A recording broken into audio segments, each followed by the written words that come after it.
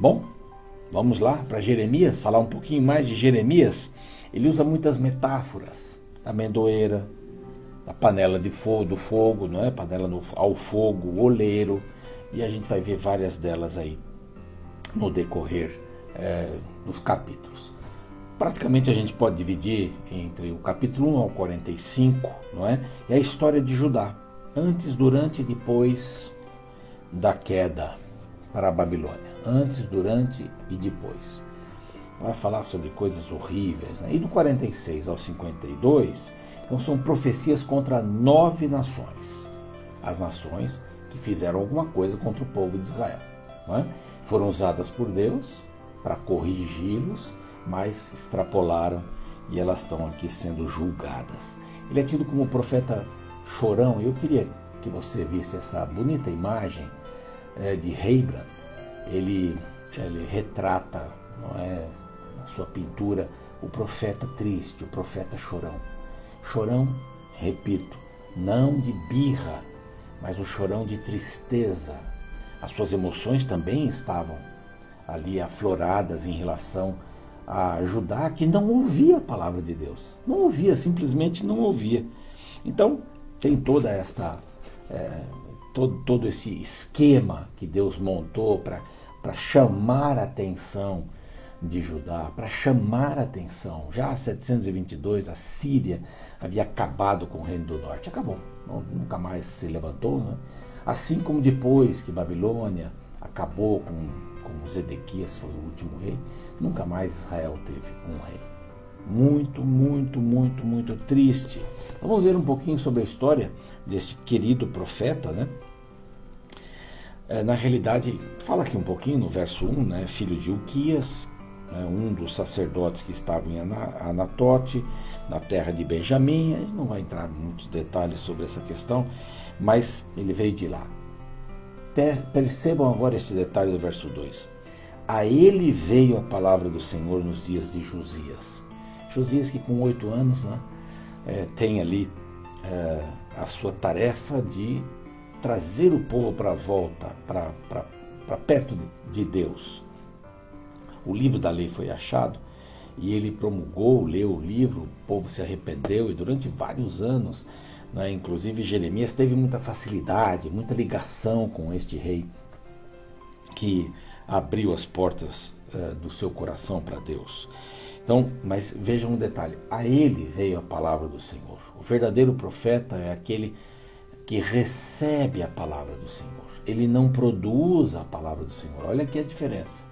Há vários profetas por aí hoje. Nós todos somos profetas, né? O profeta é aquele que fala a palavra de Deus, é a boca de Deus. A palavra nabi, que é a palavra hebraica para profeta, quer dizer a boca de Deus, a boca de Deus. Esse é o profeta. Então muitos creem ser profetas hoje e profetizam coisas por aí, mas da sua própria vontade.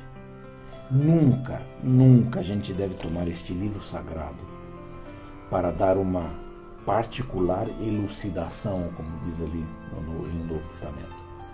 Jamais em particular elucidação. A gente tem que pegar um texto aqui, um texto ali, e a gente tem que entender o contexto da Bíblia e poder não revelar a vontade de Deus, não, mas ele deve revelar a vontade a nós. Então aqui já começa bem, o Senhor o chamou. E aí fala um pouquinho, verso 3, dos reis que passaram ali, eu já mencionei, não vou gastar muito tempo com isso aqui, mas depois eu vou dizer onde é que está o verso central de Jeremias, está mais para frente aqui.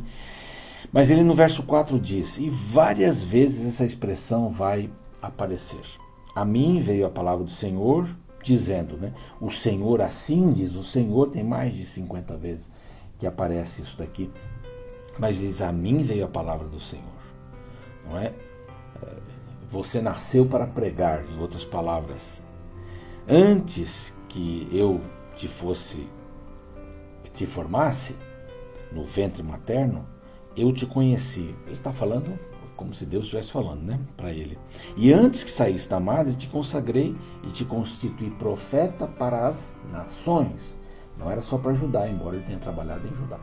mas profeta para as nações. Ele ia repreender as nações, como repreendeu o Egito, depois mais tarde, e outras nações, né, essas 9 que são mencionadas aqui.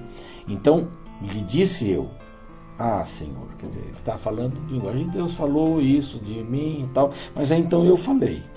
E é bom ele dizer isso, eu falei. Às vezes eu, num sermão, estou pregando e acabo, não é uma brincadeira, mas eu digo, isso digo eu, não o Senhor. Como Paulo fala isso, né? Eu repito o que Paulo falou. Digo eu, não o Senhor. Então é bom deixar bem claro o que eu estou falando e o que Deus está falando. Quando eu sei essa diferença, isso é ótimo. Não é? Eu não posso imaginar que tudo que eu falo é de Deus. Não, de jeito nenhum. Alguns pregadores por aí, infelizmente, acham que tudo que falam vem de Deus. E acabam validando a palavra de Deus porque eles falaram. Isso daí é um verdadeiro absurdo. Corra desses pregadores, por gentileza. Corra, de qualquer denominação, inclusive da minha. Corra desses pregadores que falam em nome de Deus. Jamais. Deus é quem fala para o seu profeta, para o pregador. Então disse eu, Senhor meu.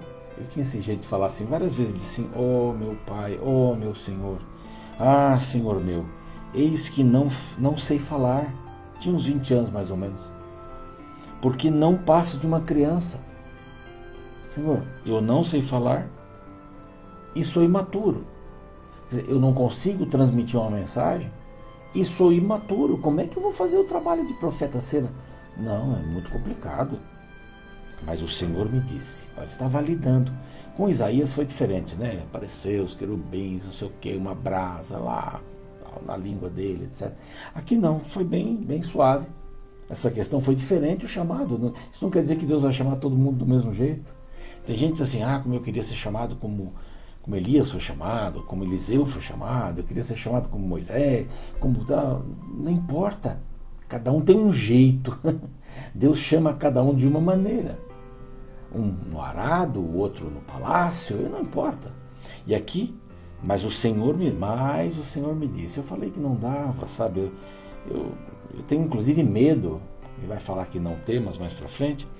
Não digas, não passo de uma criança, porque a todos a quem eu te enviar, irás. E tudo quanto eu te mandar falar, falarás. Não se preocupe, porque a mensagem não vai ser sua. A mensagem é minha. Olha Deus dando uma lição aqui. A mensagem é minha, não é sua. Não temas diante deles, porque eu sou contigo para te livrar, diz o Senhor.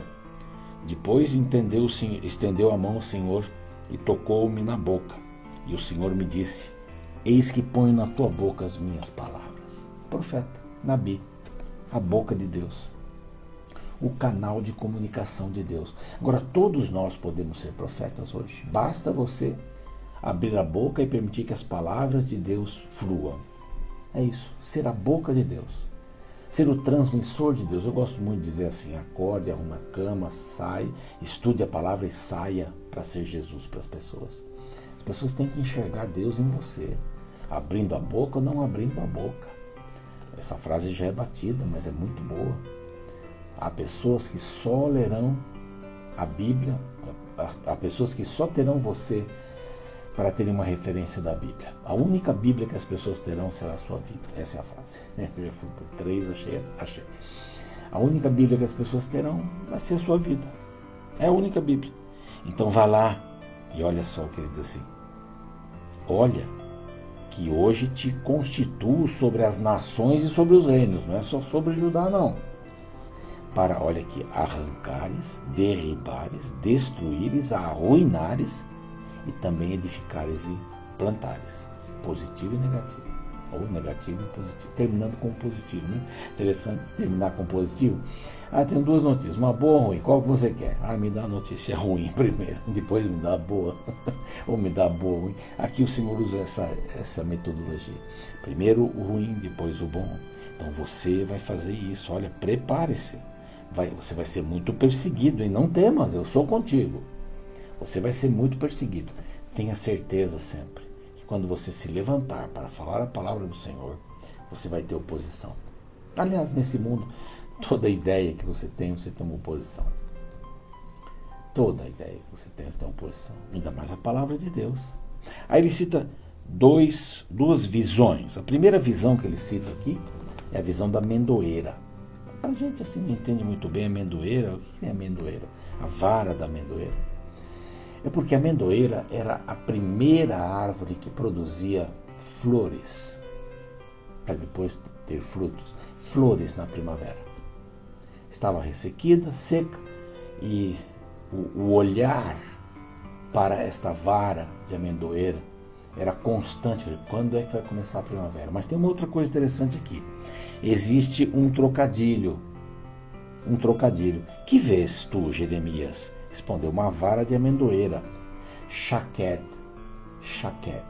amendoeira. Disse-me o Senhor, viste bem, porque eu, Shoquet, eu velo sobre a minha palavra para cumprir. Pode ficar tranquilo que eu vou cuidar. Estou velando como você fica olhando para a amendoeira para saber, começou a primavera. Olha a primavera onde está começando. As primeiras flores da primavera vêm pela amendoeira. Então, eu estou velando. Amendoeira, Shaquet, eu velo, Shoquet. É o verbo velar, né? Então, ele vela, ele acompanha. Eu vou acompanhar você que fala a palavra. E a visão da panela de fogo aqui, então, aqui já é uma mensagem. Eu vou velar a palavra, mas olha, o que você vê? Respondi, vejo uma panela ao fogo, cuja boca se inclina para o norte. Disse o Senhor, do norte se derramará o mal sobre todos os habitantes da terra. Isso vai ser explicado melhor no capítulo 25, verso 9. Se quiser dar uma olhadinha lá, é Babilônia. É Babilônia que está aqui.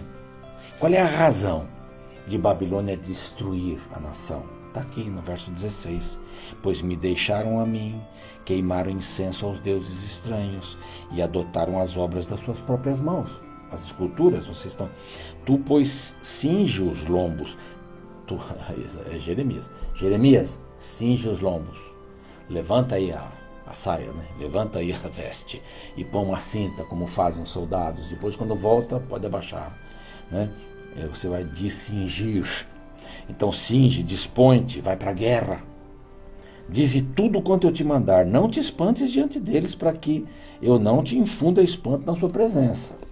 Diz assim, eis que hoje te ponho por cidade fortificada, coluna de ferro, muro de bronze, contra todo o país, contra os reis de Judá, os seus príncipes, sacerdotes e o povo. Ele vai repetir muito esses três aqui. Pelejarão contra ti, mas não prevalecerão, porque eu sou contigo, diz o Senhor, para te livrar. Não tenha medo de falar a verdade. Não tenha medo de falar a palavra de Deus. Fale no lugar certo, fale da maneira adequada, mas fale a verdade. Seja a verdade ambulante, seja a Bíblia ambulante de Deus. Jeremias é chamado para fazer um trabalho de chamar a atenção do povo. Volte para Deus. Essa era a ideia central, é a ideia central. Volte para Deus, volte para Deus. Vamos ser a boca de Deus? Vamos ser Jesus para as pessoas? Vamos ser como Jeremias, sensível às necessidades do povo, por isso ele chorava? Que Deus te abençoe. Vamos orar. Pai querido, muito obrigado por esta introdução da história do livro, a história de Jeremias, uma pálida ideia, para que a gente também possa ser como Jeremias. Senhor, eu não consigo. Não, mas vai, na minha força você vai. Tudo que fizermos será sempre pela força do Senhor. Então que nos submetamos a esta força, que nos submetamos à tua orientação, que sejamos a tua boca, Senhor. Sejamos a Bíblia que as pessoas poderão ler para conhecer a Cristo e a sua salvação. Em nome dele, amém.